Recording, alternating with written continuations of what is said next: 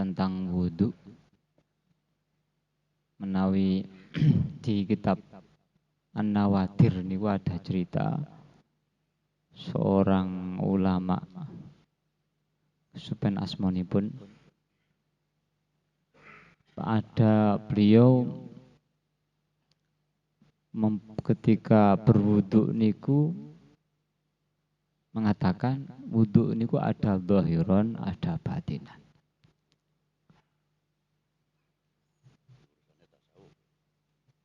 Nggih. Wau saderenge enten sisa pertanyaan kedua. Ada makalah bahwa wudu niku silahul mukmin.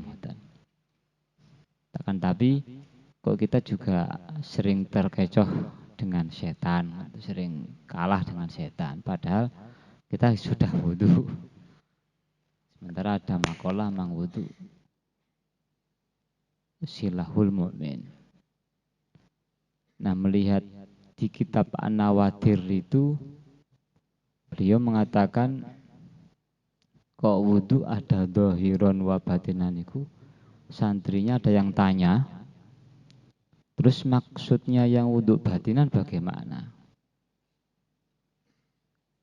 Ini ulamanya menjawab, kabila mana wudu dhahiron nggih, wudu yang kita jalankan seperti biasanya, ala menetapi syurutul wudu wa arkanul wudu. Kemudian ditambah beliau untuk wudu batinan itu di saat beliau melakukan pas wudu, beliau sudah khusyuan temeriku. Terus membayangkan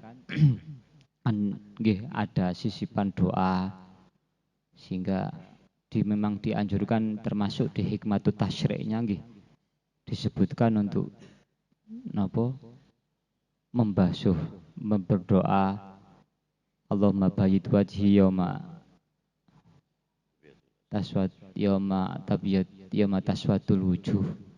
Jadi sehingga membayangkan dosa-dosanya yang dilakukan dari mulai kepala, mulut, apalagi organ tubuh yang paling action bisa mendapatkan sesuatu itu kan baik hidayah atau dolalah. Ada 3 organ, yaitu telinga, akses mendengar sesuatu. Mulut adalah akses kita mengeluarkan sesuatu. Sehingga organ-organ tubuh itu dibayangkan kita mintakan doa supaya diampuni oleh Allah Ta'ala apa yang telah dilakukan sebelum-sebelumnya. Dan itu juga membawa, Imam Ghazali juga mengatakan bahwa inda tawaddu'a al-mu'min khusyu'an, maka bisa yahmiluhu al-khusyuk fis sholah. Bila mana seseorang bisa wudu khusyuk, maka akan bisa mengantarkan seseorang sholatnya juga bisa khusyuk. Dengan seberapa besar kekuatan seseorang di dalam wudu, maka akan bisa menjaga kekuatan nuroniyah wudu tersebut. Karena setiap seseorang beramal ittiba ala sunnah Rasulullah Shallallahu Alaihi Wasallam, maka wado'allahu nur al hadal amal. Bila mana seorang melampaui sunnah Nabi, apalagi biniyatin solihatin, biniyatin ittiba mahabbatir Rasul, maka Allah meletakkan nur apa yang dilakukannya. Ya, mungkin niku ingkang saged kula tambahi sakmenika langsung. Maulana.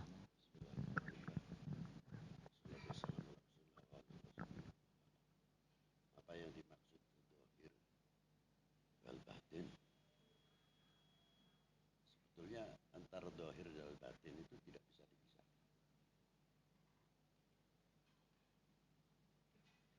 Secara syariah wudu bil batin al-awaluniyah.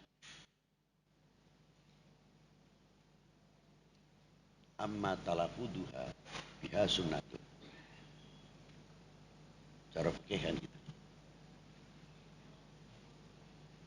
Melafadzkan dalam niat adalah sunnah.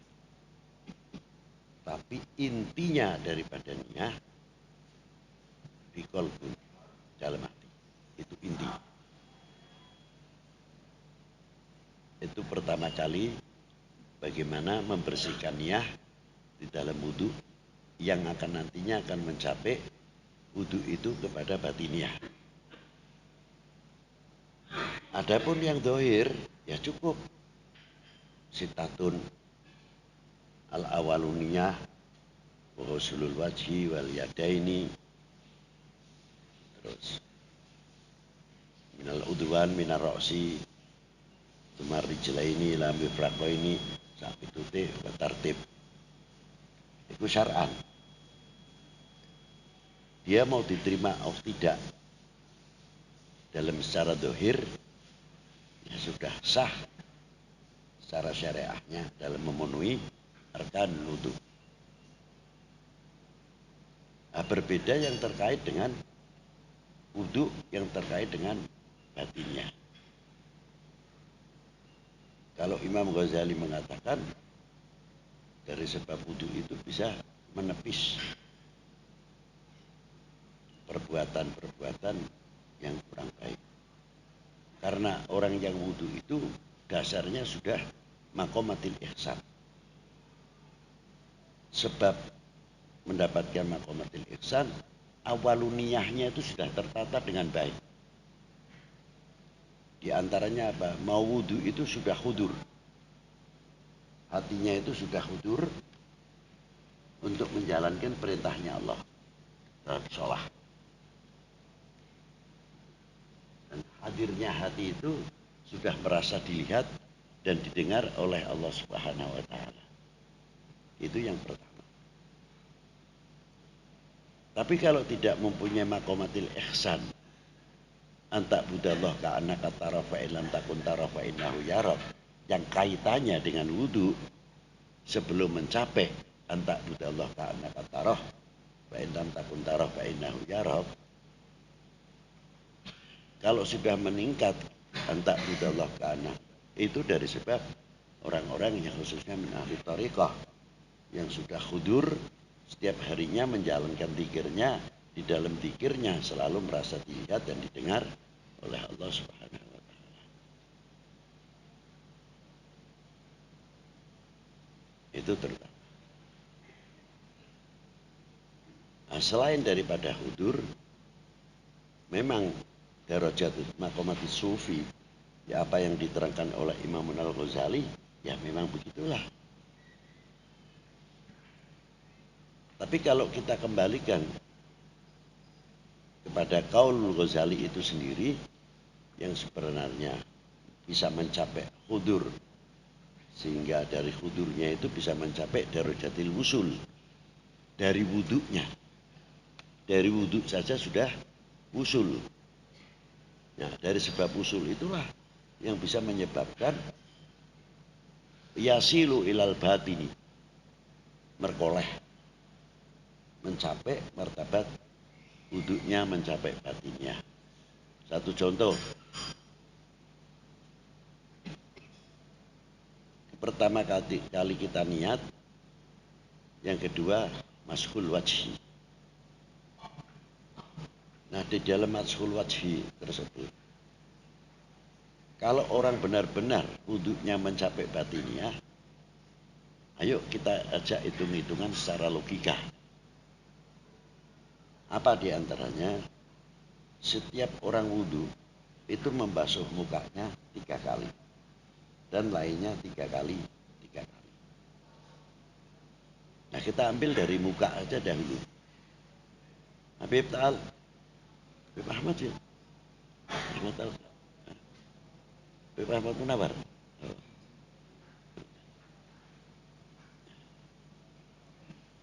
Nah, sekarang kalau kita hitung setiap waktu untuk sholat 5 waktu saja, kita ambil itu. 3 kali masuk muka, itu kali 5 waktu berapa? 15 kali setiap hari membasuh muka dengan dasar al-wajibah yang terkait dengan wajib. Nah kalau dihitung 1 bulan 15 kali kali 30 hari, berapa kita masuk muka? 450 kali. Cuma menghasilkan pahala wudhu dan menghasilkan bersihnya muka. Tapi apa jaminan bersihnya muka sampai kepada batiniah? Belum tentu. Nah kalau mencapai batiniah, apa diantaranya? Orang mau menunjukkan tawaduk atau tidak, bagaimana mukanya seseorang. Kalau dia mendapatkan sampai wudhunya mencapai batinnya, mestinya apa? Mutawadhi'an. Hasilnya membuahkan tawaduk dan akan menghilangkan man ana wa man ana. Itu akan hilang. Siapa saya, hilang. Dari sebab itu semakin tawadhu. Yang kedua, bagian yang dibasuh dari muka ini anggota muka, udwan minaroksi. Ini wajhin, mulut, mata. Anggota minal wajhin. Nah anggota udwan minaroksi ya telinga, ini terpisah, berbeda. Nah mata kita itu bagian yang diwudui, mulut kita pun juga bagian yang diwudui. Secara syara, sejauh mana kita menjaga mata kita, sejauh mana kita menjaga lisan kita.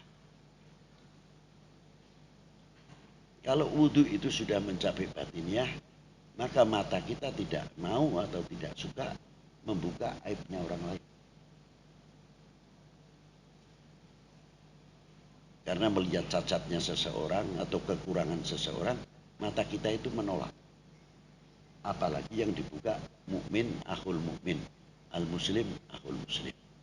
Tidak mungkin akan dia membuka. Pasti akan menutupi kekurangan apa yang ada di dalam al-ukhuwah, al-mu'min akhul mu'min, al-muslim akhul muslim. Kalau kita panjangkan lagi, al-ukhuwah ini sampai mencapai al-ukhuwatil bawataniyah. Artinya satu sisi kita memandang dalam sudut agama, kita sudah jelas keterangannya tadi, bisa menjaga bagaimana lisan, ahlan sahlan habib, fadal. Itu satu. Yang kedua, kita akan menutupi aib al-wataniyah bangsa ini. Kekurangan apa yang ada di dalam bangsa ini, walaupun kita melihat berbeda faham, berbeda agama, tapi tidak berbeda kebangsaan. Mau Kristen, mau Buddha, mau Hindu, mau Katolik, mau kepercayaan dan lain sebagainya, apapun, beliau-beliau adalah saudara sebangsa setanah air.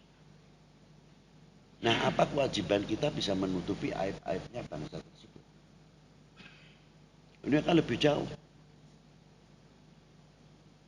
Sedangkan kita melihat saja untuk untuk kita sendiri dengan pandangan yang luar biasa.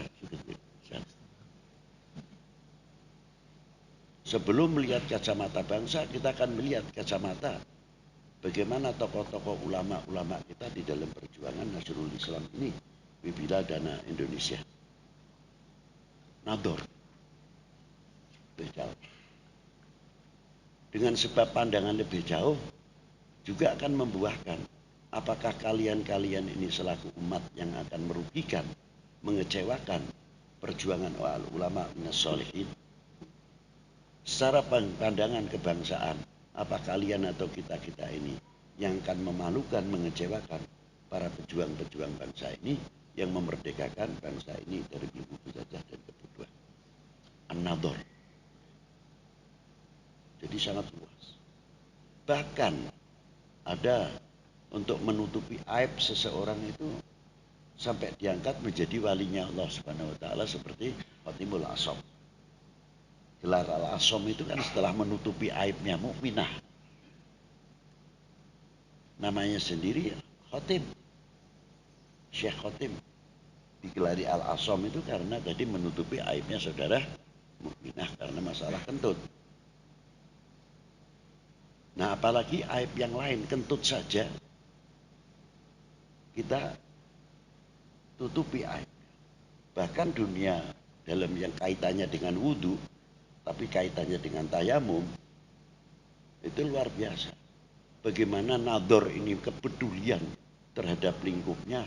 Seandainya orang itu wudhu melihat anjing dalam situasi kehausan, Safinah Girono, Kalbun Akur.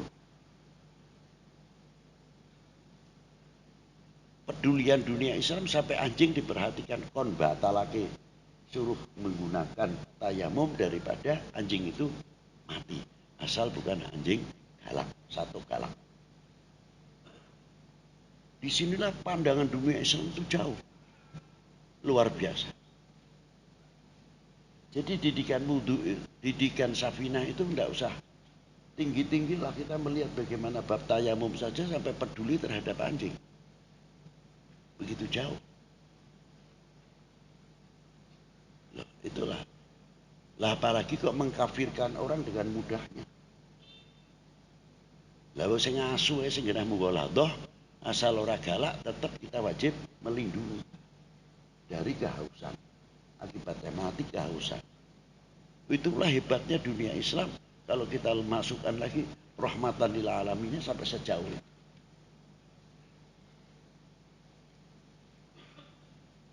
Nah, kita hubungkan dengan mulut. Kalau mulut itu sudah sampai ke batiniah, nilainya mulut itu lebih tinggi daripada nilainya uang. Kamu mau ngatain orang, mau nyacat orang, mau apa, ngatain dan sebagainya, apalagi dengan kata-kata yang jelek, buruk, tidak menjadi percontohan. Bagaimana nilainya naik duit dihitung, wedi nek kelangan. Kumpul lagi tumpuk, kumpul lagi tumpuk. Dia takut rugi luar biasa. Tapi mulut yang keluar yang tidak enak itu tidak pernah dihitungkan dengan nilai uang, sebetulnya harus lebih dari itu. Akhirnya kebalik-balik. Seolah-olah ngomong dengan seenaknya. Tidak mau ambil pusing masa bodoh. Tapi kalau fulus, mau hitungannya tenanan. Itu satu contoh. Nah, kalau orang sampai batiniah, ya pasti akan mengganti mulutnya karena sudah suci, matanya sudah suci dengan nadhar ilahiyah. Lah mulutnya mendukung pandangan mata. Alaikum bidzikrillah. Alaikum bisabihillah. Wassalah ala Nabi sallallahu alaihi wasallam. Karena sesuai mulutnya sudah suci untuk membaca perkara yang suci. Mulutnya, matanya sudah biasa disucikan, pasti pandangannya terpaut kepada yang suci. Kaifa tasarrufi? Biya tasarrufi. Itulah. Kalau Anda biasa memakai pakaian yang bersih, pasti Anda akan melihat di mana Anda harus duduk. Kotor apa orang? Melihat dulu tempat duduknya. Apalagi pakaiannya bersih atau enggak putih-putih. Bahkan lisan wain yang kena air wudhu itu tadi. Itu. Yang jadi rukun Di antaranya telinga. Nah, telinga ini setelah diwudui kalau mempunyai sampai ke batiniah, yasma'un lal qaul, akan mendengarkan nasihat yang baik, akan mendengarkan fatwa-fatwa yang baik, tauladan-tuladan yang baik. Dengan refleks mata ataupun telinga akan menolak apabila mendengar sesuatu hal yang tidak pas. Telinga ini gatal. Itulah dia. Bahkan kalau cerita aulia illah, wah, dari wudhu luar biasa. Dari mata luar biasa. Ono wali nonton bioskop. Apa itu nggak? Satu dohir syariah, itu ku karcis nonton bioskop. Begitu duduk di bioskop, beliau malah rugudun, tidur. Karena apa? Dia tidak melihat apa yang ada dalam film itu sendiri. Di senternya center film, tapi beliau melihatnya tembok putih atau mori putih. Tidak ada gambarnya film. Tidak ada. Terkadang wali gambusan dan sebagainya. Nah, dia cuma tahu apa? Itu letak keletik apa, dolanan apa ya? Tidak ada suaranya, sing gitar, wala keyboard, wala apa. Tidak nyampe dia ke telinganya. Mati sendiri itu. Filternya sudah jadi. Itu hebatnya. Aulia illah kalau sudah mati itu dari wudhu saja sudah mencapai batinnya. Jadi kok aja tiru-tiru nek kayak nonton bioskop ora katon sing ditonton ya sampean menerong.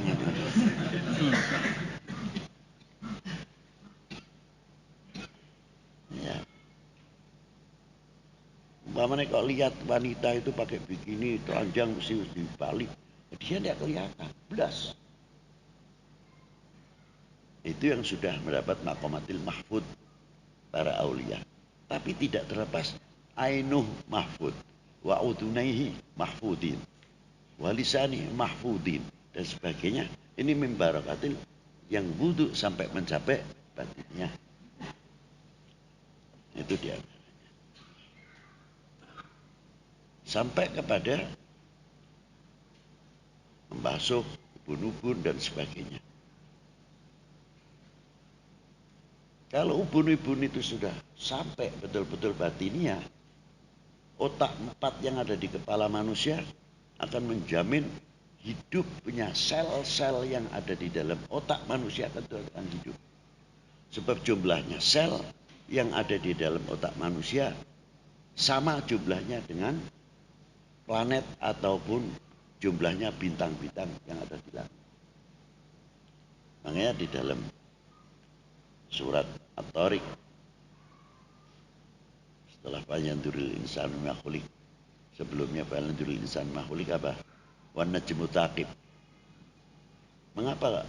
Kalau satu tafsir memang betul. Itu ad-din, an-najmu taqib, Al-Quran, ulama. Itu tafsirannya. An-najm wal ulama, al-maksud. Tapi kita tafsirkan lebih luas.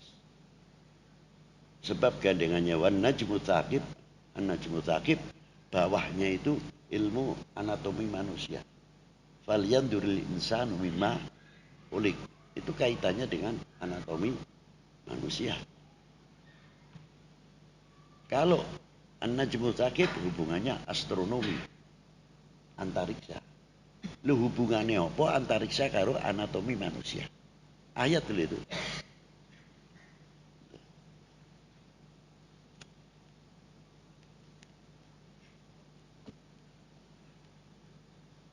Ternyata sel-sel yang ada dalam 4 otak manusia ini semuanya jumlahnya sel itu miliaran sebagaimana jumlahnya bintang-bintang. Nah, kalau kamu wudhu terus untuk menghidupkan sel-sel apa yang ada dalam tubuh manusia itu sendiri yang terkait dengan sel-sel otak manusia. Itulah hebatnya. Nah, kalau selalu kita warnai dengan wudhu, Insyaallah jane nek wong sing wudu tenanan angel kon duwe penyakit pikun. Dan orang yang menggunakan wudu benar-benar sulit untuk mendapatkan jendel, ablah. Banyaknya cerdas. Karena apa? Min barokatil ma'il wudu Allah Ta'ala memberikan ini tadi. Sampai dungannya apa? Yang ngubah bumbunan.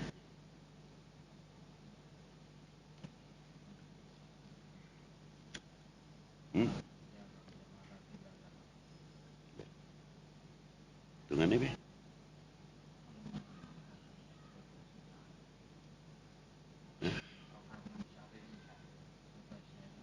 Lah ya. Kan katon banget tengok dungane iku.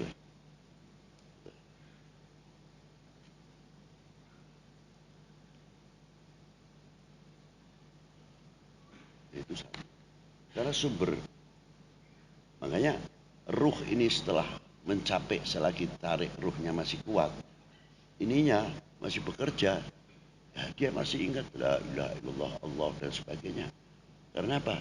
Ternetralisir daripada yang tidak baik yang akan mewarnai pola hidup, pola pikir pada tubuh manusia. Itu hebatnya. Itu diantara. Sampai ke telinga. Mengapa telinga kok setelah bun-bunan dahulu? Bukan telinga dulu. Karena pendengaran akan baik dan tidak terbagaimana kerjanya pola pikir kita. Kalau pola pikir kita baik, jernih, penerimaannya ini juga akan lebih jernih. Tapi ini sebenarnya pola pikirnya rusak, mau apa?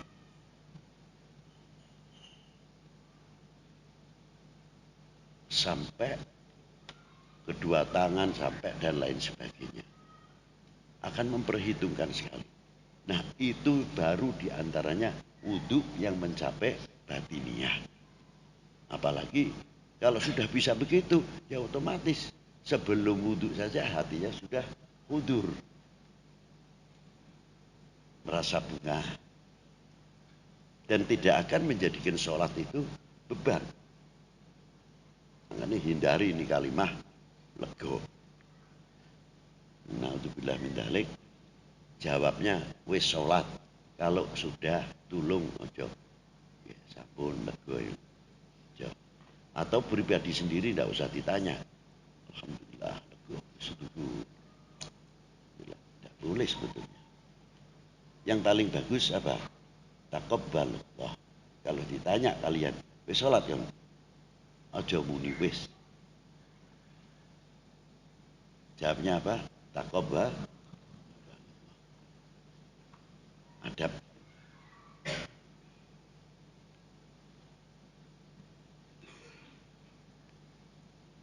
Itu jawaban mutawadiyah. Jadi nek wis koyo-koyone mastike diterima. Olah-olah wis. Lah itu padha ae sampean manggul beras 20 kilo. Ning geger antep badane wis didunake alhamdulillah lega. Amin. Jadi sholat itu seolah-olah untuk kita beban, bukan kewajiban. Nah inilah makanya untuk menghindari itu jangan sekali-kali rampung sholat menjawab lego. Jawablah takobal, mugo-mugo Allah Ta'ala nerima. Kan gitu kan, halus. Luar biasa. Selanjutnya wallahu a'lam.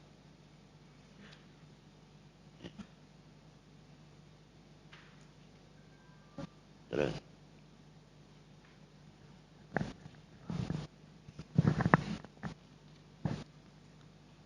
wonten pertanyaan sing tadi aurat bahwa termasuk saking yaitu rahman.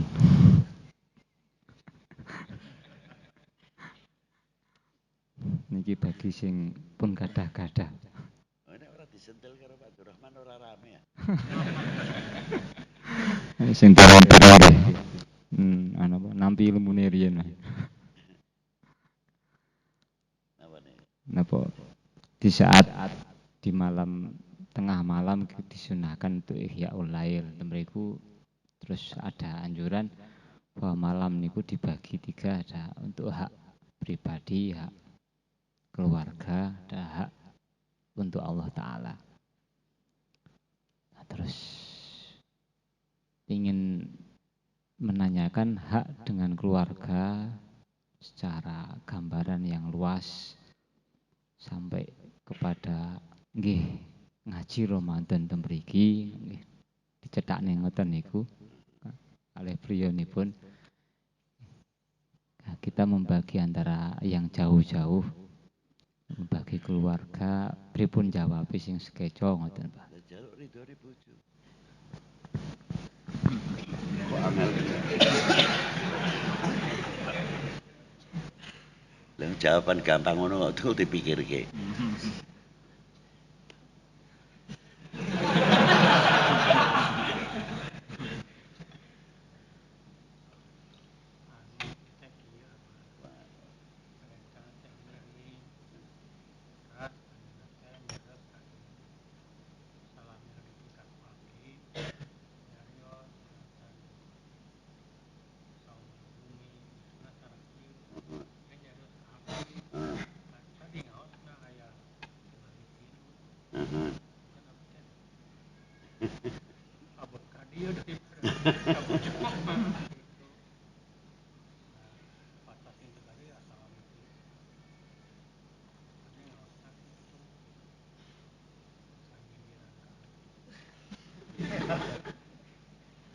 Ada perbandingan syariah, ada perbandingan.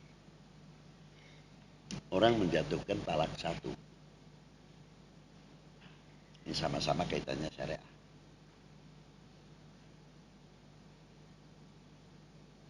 Si perempuan dan laki sama-sama pasang bendera putih. Artinya menyerah, ya sudah kembali. Rujuk. Selagi masa idahnya belum tuntas, cukup. Minta, kowe tak baleni aku maneh kowe rido apa ora? Aja maneh kok iku gelem dijejeri duduk bersama, dimek gelem karo guyonan, itu sudah makna riba. Cuma belum berikan.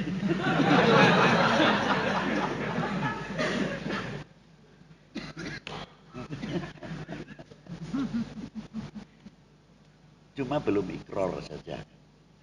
Lah dikuatkan dengan ikrar. Terus ribut-ribut lah. Yuk kita kembali lagi. Itu sudah cukup.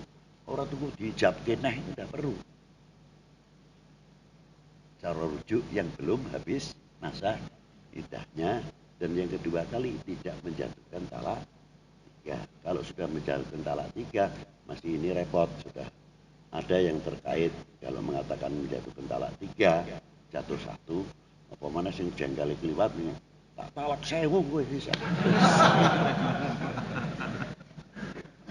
Ya, itu jatuhnya 1. Ada yang pendapat ulama 3. Tapi ada yang talak 3, kawin, nikah, rudu, ribut lagi, pegat, balik neh, rudu lagi, rame lagi, pegat, baru sampai ketiga kali. Itu jatuh talak 3. Kalau yang ucapan itu aja masih jatuh talak 1.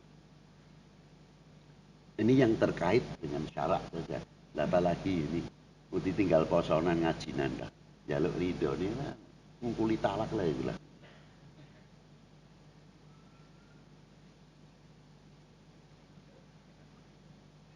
Yang segenah talak nono baik. Yang begitu aja belum.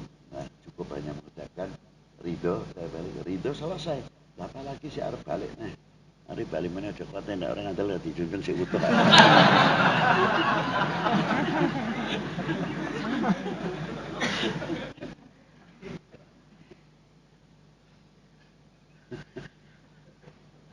Ya bagus.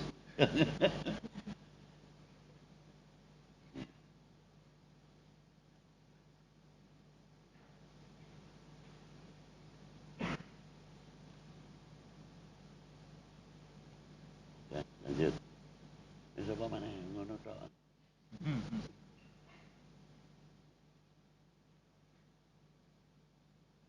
Lah kembalikan umpamanya malam kok nyampuri bojone itu terlepas Ramadan. Kewajiban apakah batiniah kan menjaga berzina. Intinya kan menjaga berzina supaya tidak terjadi. Jadi seumpamanya biasa qiyamul lail, ya sementara ninggalkan qiyamul lail, nah pakai batinnya kepada itu termasuk ibadah malam juga. Jadi agar kalau tahajud kan kepentingan pribadi. Nah tapi kalau menafkahi batinnya kepentingan menjaga syarat timbulnya zina atau imma zinatul ain imma zina yang lain. Perbandingan.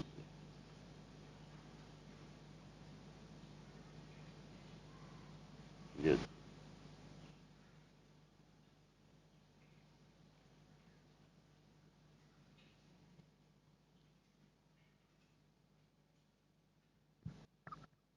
Awal-awal pembahasan wonten Ihya'ul Lail. Ihya'ul Lail terus tahajud, kemudian resep bangun malam bagi yang ya ada yang susah, wonten carane pun gampil napa nggih. Masalahnya babul fadhail. Tiba sunnah babul fadhail. Laisa bil wajibah. Ya, apa yang mau dipermasalahkan mulai salul wajibah. Dan pendapat masalah ulama itu kan banyak sekali di ajlil afdol. Itu kan mengejarnya afdolnya. Monggo-monggo mawon Pak. Tidak perlu menjadi bahasan yang serius.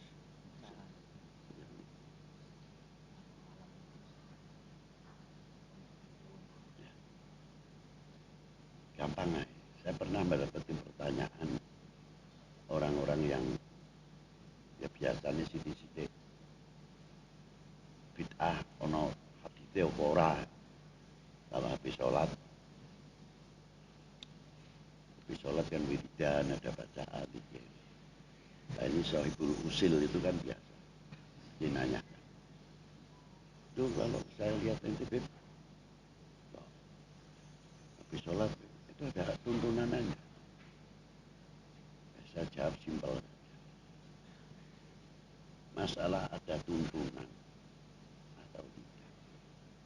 Islam itu luas. Aku ki butuh karo pengiran. Butuh kuring Allah Ta'ala itu ning sholat memang betul. Atau butuh kuring Allah Ta'ala yang diuruni sholat tok. Di luar sholat pun saya masih membutuhkan kepada Allah Ta'ala. Nenek kowe wis rumangsa ora butuh ya ora sah. Ora wiridan kena ora kena masa butuh. Rumangsa butuh dari Allah Ta'ala. Sik butuh wiridan. Karena saya menunjukkan saya butuh karo Gusti. Kalau tidak butuh, ya mau assalamualaikum celeleng. Ringkas saja. Kau ribut masalah ada tuntunan atau tidak. Umpamanya tak kayak tuntunan, ini mau kitab ya ora iso. Lah ya, gaya ini tak kok ada hadisnya. Lah mau nono dewe ini dia orang ngerti. Kama kolal Google.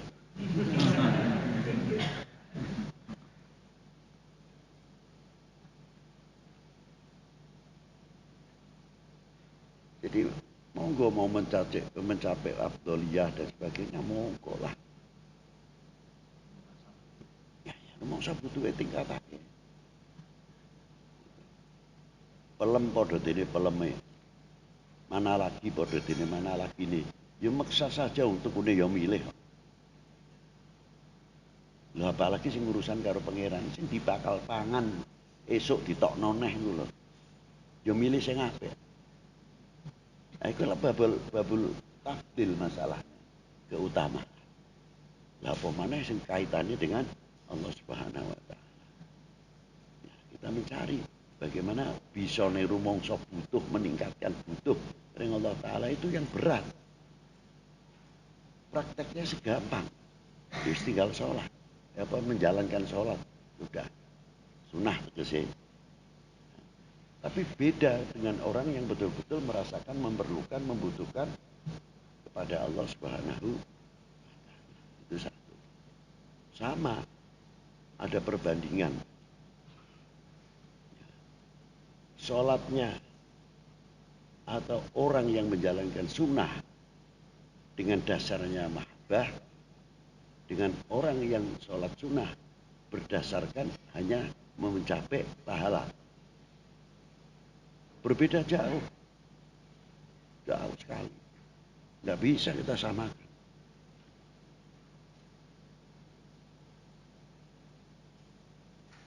Di satu hadits sering sekali saya bawakan. Ketika Rasulullah ditanya, ya Allah sallallahu alaihi wasallam, mata aku mu'minan shadiqan ya Rasulullah. Dijawab oleh Rasulullah, idza ahbabtallah.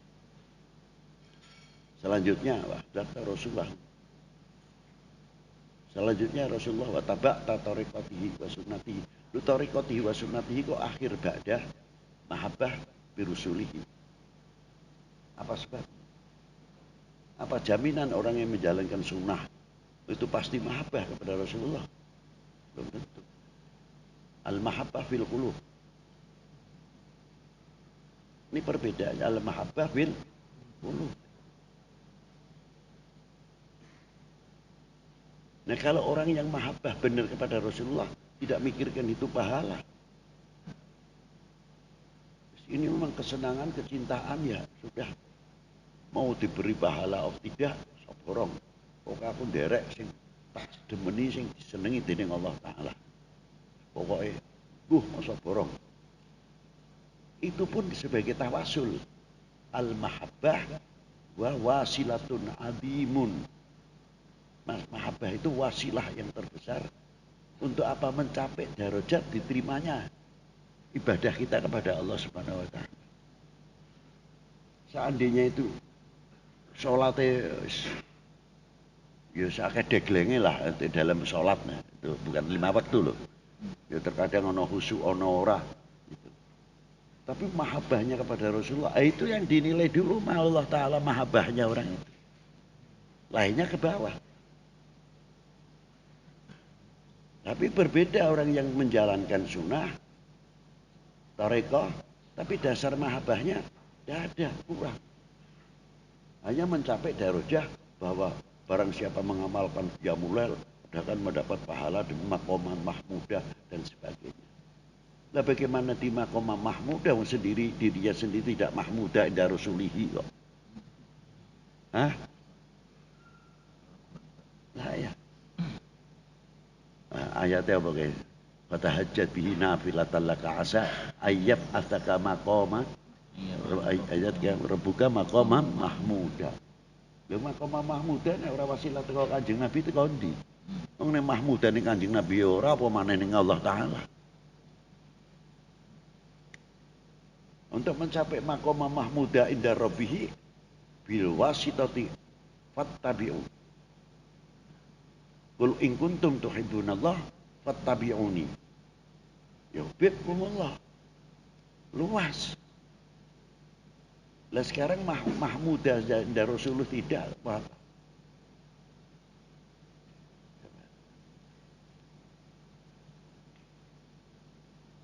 Ada seorang wali kutub yang luar biasa.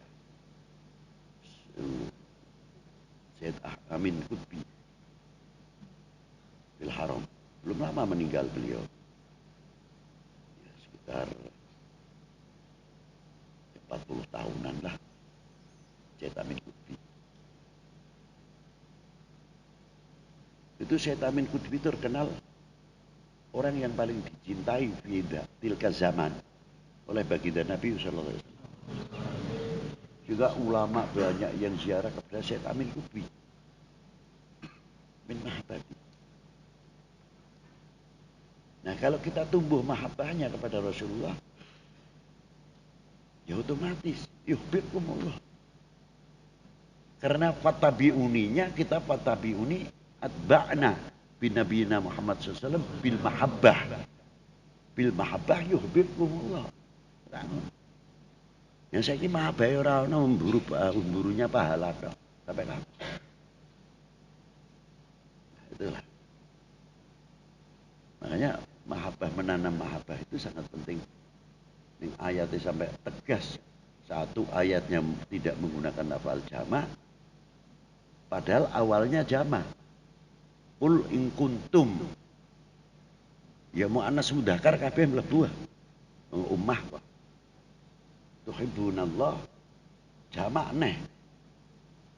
Fattabi'uni, tapi ketika Allah Rasulullah diperintah oleh Allah Ta'ala untuk mengucapkan fattabi'uni bukan fattabi'una. Dia kata itu ya kalimatnya salah. Langsung tegas fattabi'uni. Tidak ada jalan lain illa Rasul. Al-babul mahabbah. Itu hebatnya.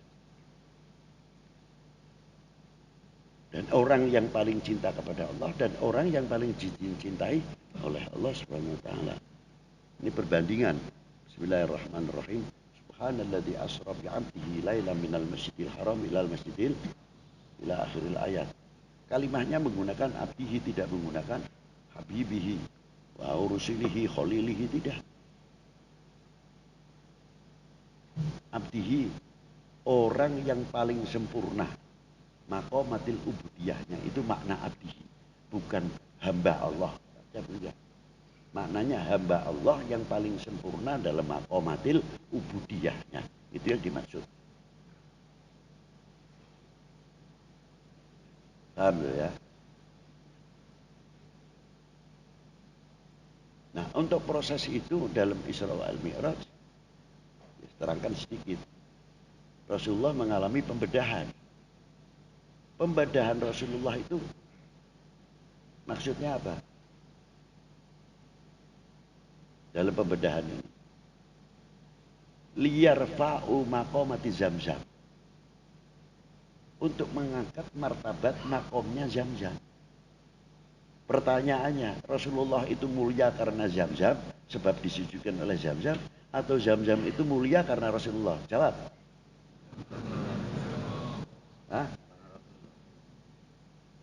Zamzam mulia karena Rasulullah. Wa kadzalika Hajar Aswad. Hajar Aswad itu dicium berebut waktu umrah maupun haji. Karena pernah dicium oleh Rasulullah SAW. Nah, pertanyaannya, Hajar Aswad itu mulia karena sebab Rasulullah, atau Rasulullah mulia karena Hajar Aswad? Iya. Bahkan ada Zamzam. Untuk mengangkat martabat Zamzam. Yang sudah ada martabatnya Zamzam karena zaman Nabi Allah Ismail ditemukan Zamzam, diangkatnya kalau Rasulullah SAW. Oleh sebab Rasulullah mengangkat Allah Ta'ala. Untuk apa? Membedah. Rasulullah abharul khalqillah, suci-sucinya manusia. Lah kok perlu apa disucikan? Karena untuk mengangkat martabat. Yang kedua, ausa'i qalbihi sallallahu alaihi wasallam, untuk menambah luasnya lautan. Apa yang ada di dalam hati Rasulullah sudah lautan tidak bertepian, ditambah lagi oleh Allah Ta'ala lautannya. Karena apa? Akan nadhar ila wajhil karim. Nah, buktinya apa?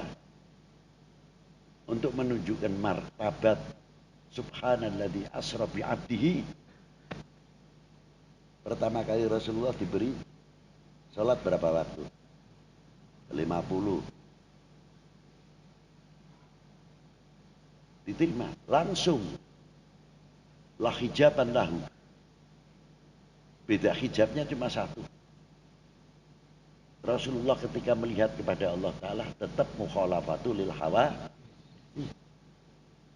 Adapun Allah Ta'ala menempatkan Rasulullah di Sidratul Muntaha, jaiz. Menempatkan Nabi Musa di Gunung Turisin, jaiz. Tapi ketika melihatnya yang di Gunung Turisin ataupun yang di Sidratul Muntaha, tetap melihatnya dengan mukhalafatu lil hawa. La aina wala kaifa la mithla wala kaifa. Tetap. Nah kalau Rasulullah bila hijab, bila sitrin wala hijab, sudah dikei oleh Allah Ta'ala dulu, sudah diberi. Inilah sucinya Rasulullah, ditambah ausa'i qalbihi sallallahu alaihi wasallam, karena akan berhadapan ila wajhi. Nah pertama kali ketemu, lalu dapat tugas 50 waktu. Rasulullah jangan dikira tidak tahu kalau umatnya tidak kuat. Rasulullah ngerti nek umatnya tidak kuat. Tapi adaban ma Allah. Sendika sik, ora terus umat kula mboten kuat Gusti. Umat saya tidak kuat, tidak. Niki maqamatil Mahmud Rasulullah di sini. Ora terus bantah sik. Mundur dulu. Diberi wasitah oleh Allah Ta'ala. Oleh Nabi, ketemu Nabi Allah Musa. Kenapa tidak ketemu dengan Nabi yang lainnya? Karena Nabi Musa pernah bertemu di gunung Turisin. Seimbang, balance. Cuma ada perbedaannya. Nek Nabi Musa ning gunung Turisin kon nguculi sandale. Lah nek Kanjeng Nabi sak sandale melu Sidratul Muntaha. Itu perbedaan. Paham kan? Nah, ini. Akhirnya didukung oleh Nabi Musa. Dan kuat umat panjenengan, enggak kuat ya Rasulullah. Angkat. Dapat kurangi 5 lagi, balik lagi. Sing paling untung siapa? Nabi Musa. Mugane santri sing sering ngadep yai iku bojone nemen.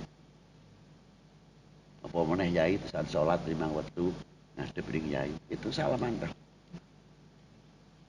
Bab yai apa?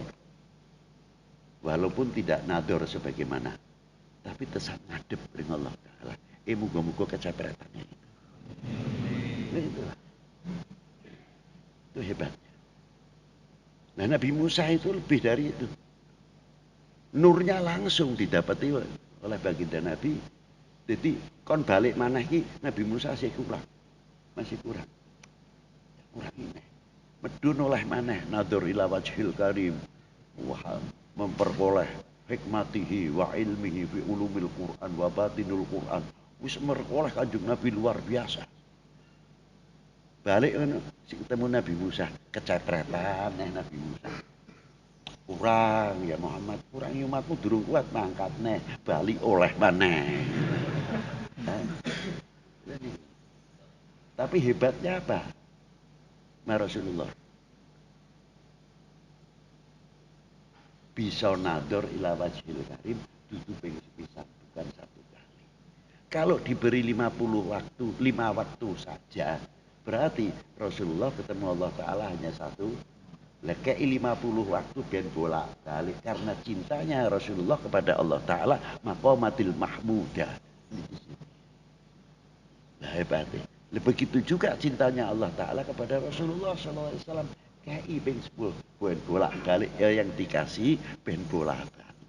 Ketemu terus. Itu 50 waktu hikmah gono-gono itu.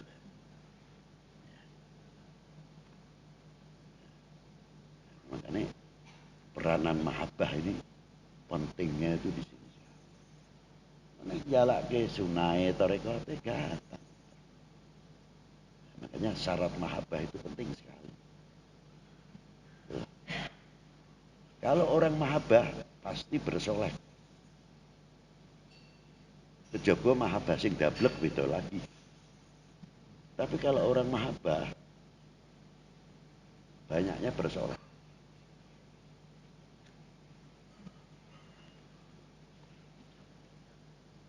Ya kita ngomong wajar lah. Orang itu ingin buai, disayang, disanjung oleh lawan jenisnya.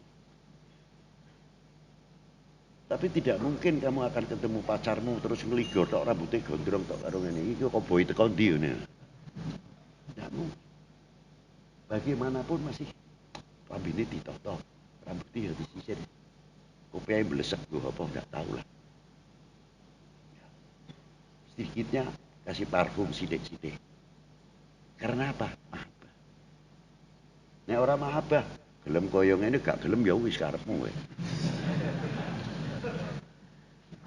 Lah ya, ndak urusan. Mahabbah itu hebat. Wis ngerti nek pacar iku reneng. Masih ke Jakarta apa dinasnya di Jakarta udah di mana? Bepergian apa bulan puasa istilahnya ngabuburit.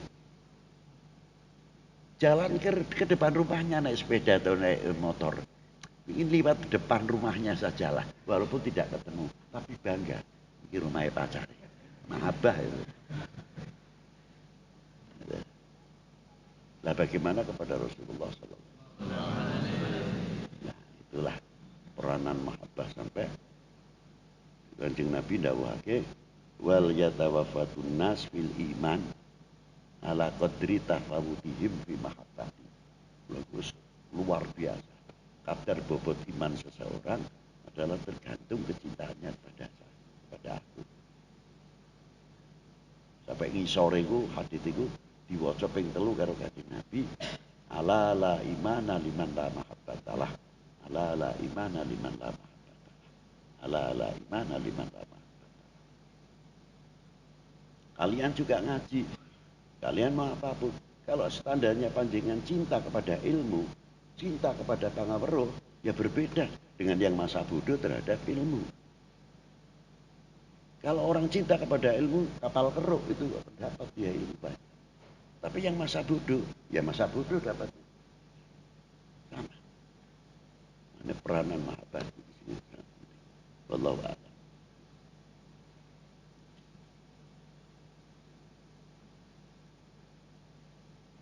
Ya.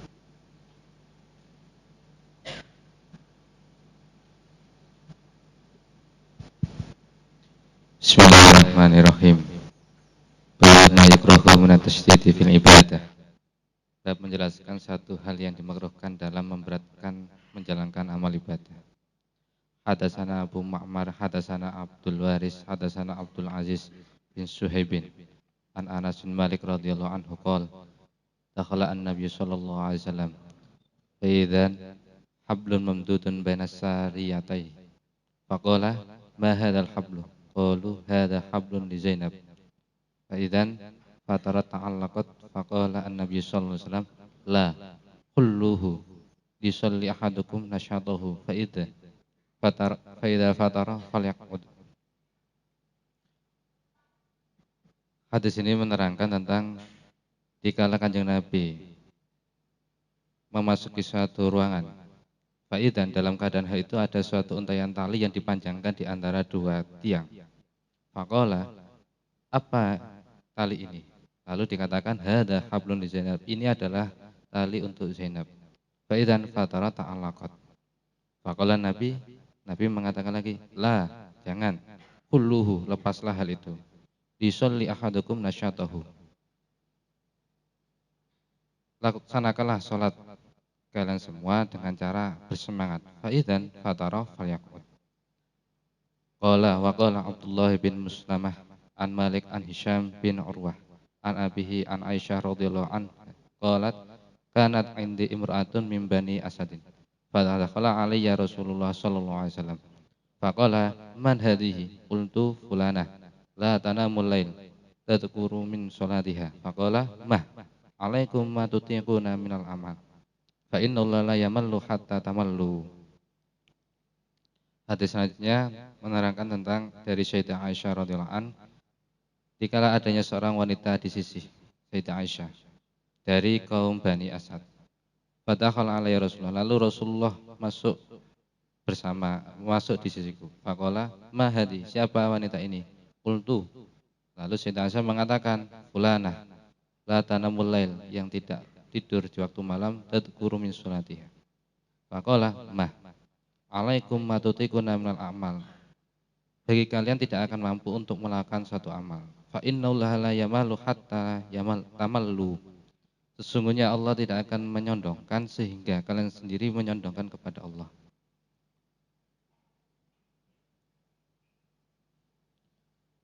Babu ma yukrahu min tarki qiyamil lail liman kana yaqumahu. Bab menerangkan suatu hal yang dimerlukan dalam meninggalkan qiyamul lail bagi orang yang dirinya telah pernah melakukan suatu qiyamul lail di masa sebelumnya. Hadatsana Abbas bin Husain qala hadatsana Bashir al-Auza'i wa hadatsani Muhammad bin Maqatil Abdul Hasan qala akhbarana Abdullah qala akhbarana al-Auza'i qala hadatsana Yahya bin Abi Katsir qala hadatsani Abu Salamah bin Abdurrahman qala hadatsani Abdullah bin Amrin bin As radhiyallahu anhuma qala li Rasulullah sallallahu alaihi wasallam ya ibadallah la takun misla fulanin kana yaqumu minal laili fataraka qiyamil lail. Wa qala Hisham hadatsana Ibnu Abi Ishrin qala hadatsana Auza'i qala hadatsana Yahya an Imran bin al-Hakam bin Sauban qala hadatsani Abu Salamah bihadza mislah. Fatabi'ahu Amr bin Abi Salamah al-Auza'i. Hadis yang diriwayatkan dari Abdullah bin Amr bin As radhiyallahu an mengatakan bahwa Rasulullah menyampaikan terhadap diriku, yaitu Abdullah bin Umar. Ya Abdullah, hei Abdullah, la takum misla fulan kana yakum millal lail. Janganlah kamu seperti hanya seorang fulan yang dirinya telah mendirikan waktu qiyamul lail di waktu sebelumnya, lalu meninggalkan qiyamul lail di saat ini.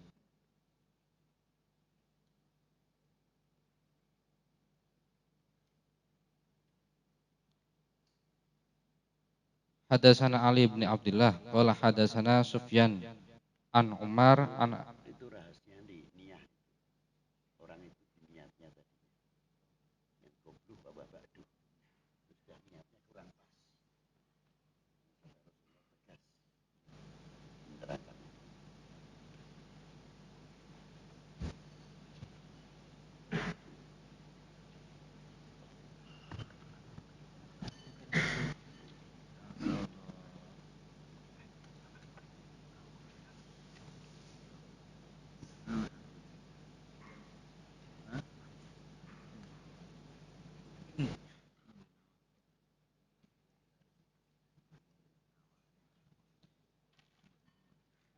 dari untayan dua hadis yang disampaikan barusan ada dua bab tentang Fathul Bari, tentang bab ma yukrahu min tasydid fil ibadah dan bab ma yukrahu min tarqiyamil laili man kana yaqum. Tentang bab ma yukrahu min tarqiyamil laili man kana yaqum, beliau Abdah menyampaikan bahwa hadis ini menjelaskan tentang niatnya seorang dalam menjalankan qiyamul lail. Mungkin ada yang mau dipertanyakan tentang dua bab ini. Monggo para musyairin.